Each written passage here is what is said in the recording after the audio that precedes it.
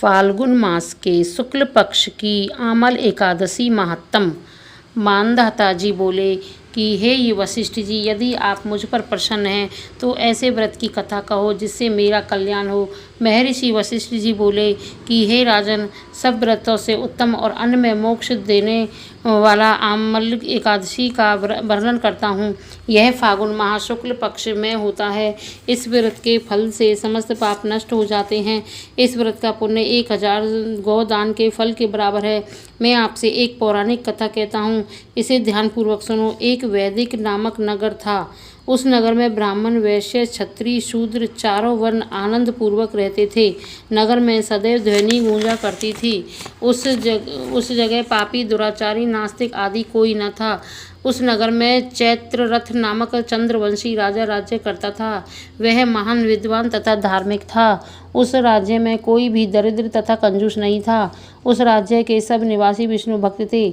वहाँ के निवासी वृद्ध से बालक तक प्रत्येक एकादशी का व्रत करते थे। एक समय फागुन मास के शुक्ल पक्ष की आमल नामक एकादशी आई। उस दिन राजा ने प्रजा तक, वृद्ध से बालक तक सबने हर्ष सहित उस एकादशी का व्रत किया। राजा अपनी प्रजा के साथ मंदिर में आकर कुंभ स्थापित करके तथा धूप, दीप, नैवेद्य, पंच रत्न, छत्र आदि से धात्री का पूजन करने लगे। वे सब धात्री की इस प्रकार स्तुति करने लगे कि हे धात्री, तुम ब्रह्मा स्वरूप हो, तुम ब्रह्मा जी द्वारा उत्पन्न हो और समस्त पापों को नष्ट करने वाले हो। तुमको नमस्कार है। अब तुम मेरा अर्घ्य स्वीकार करो। तुम श्री रामचंद्र जी के द्वारा सम्मानित हो। मैं आपकी प्रार्थना करता हूँ, मेरे समस्त पापों का हरण करो। उस देवालय में रात्रि को सबने जागरण किया। रात्रि के समय उस जगह एक बहेलिया आया। वह महापापी तथा दुराचारी था। अपने कुटुंब का पालन वह जीव हिंसा करके करता था। वह भूख प्यास से अत्यंत व्याकुल था। कुछ भोजन इच्छा से मंदिर के एक कोने में बैठ गया। उस जगह विष्णु भगवान की कथा तथा एकादशी महात्म सुनने लगा।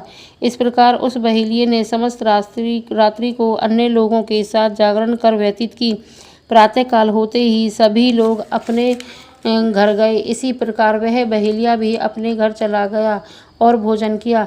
कुछ समय बीतने के पश्चात उस बहेलिये की मृत्यु हो गई और आमल की एकादशी के व्रत तथा जागरण के प्रभाव से उसने एक राजा के यहाँ जन्म लिया। उसका नाम वसुरथ रखा गया। बड़ा होने पर वह चतुरंगनी सेना सहित तथा धन धान्य से युक्त होकर 10 सहस्त्र ग्रामों का पालन करने लगा। वह तेज में सूर्य के समान, कांति में चंद्रमा के समान, वीरता में विष्णु भगवान के समान और क्षमा में पृथ्वी के समान था। वह अत्यंत धार्मिक, सत्यवादी, कर्मवीर और विष्णु भक्त था। वह प्रजा का सम्मान भाव से पालन करता था। दान देना उसका नित्य का कर्तव्य था। एक दिन वह राजा शिकार खेलने के लिए गया। देव योग से वन में वह रास्ता भूल गया और दिशा ज्ञान न होने के कारण उसी वन में एक वृक्ष के नीचे सोता रहा। उसी समय पहाड़ी डाकू वहां आए और राजा को अकेला देखकर उस पर मारो मारो का शब्द करके टूट पड़े। वह डाकू कहने लगे कि इस दुष्ट राजा ने हमारे माता पिता, पुत्र पौत्र आदि संबंधियों को मारा है तथा देश से निकाल दिया, अतः इसे अब निश्चय मारना चाहिए। ऐसा कहकर वह डाकू राजा को मारने लगे और उस पर अस्त्र शस्त्र का प्रहार करने लगे।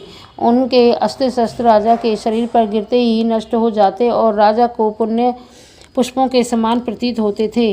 उन डाकुओं के अस्त्र शस्त्र उन पर उल्टा प्रहार करने लगे, जिससे वे मूर्छित हो गए। उस समय राजा के शरीर में एक दिव्य देवी प्रकट हुई। वह देवी अत्यंत सुंदर थी तथा वस्त्रों तथा आभूषणों से अलंकृत थी। उसकी भ्रकुटी टेढ़ी थी। उसकी आंखों से लाल लाल अग्नि निकल रही थी। वह उस समय दूसरे काल के समान प्रतीत होती थी। वह उन डाकुओं को मारने दौड़ी और समस्त डाकुओं को काल के गाल में पहुंचा दिया। जब राजा जगा तब इन डाकुओं को मरा हुआ देखकर सोचने लगा कि इन शत्रुओं को किसने मारा, मेरा इस वन में कौन हितैषी रहता है। जब वह राजा ऐसा विचार कर रहा था तब ही आकाशवाणी हुई, हे राजन, इस संसार में विष्णु भगवान के अतिरिक्त तेरी कौन रक्षा करता है।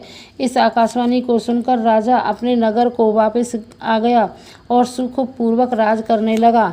महर्षि वशिष्ठ जी बोले, हे राजन, यह सब आमल एकादशी के व्रत का प्रभाव था। जो मनुष्य इस आमल एकादशी का व्रत भी करते हैं वे प्रत्येक कार्य में सफल होते हैं और अंत में विष्णु लोक को जाते हैं।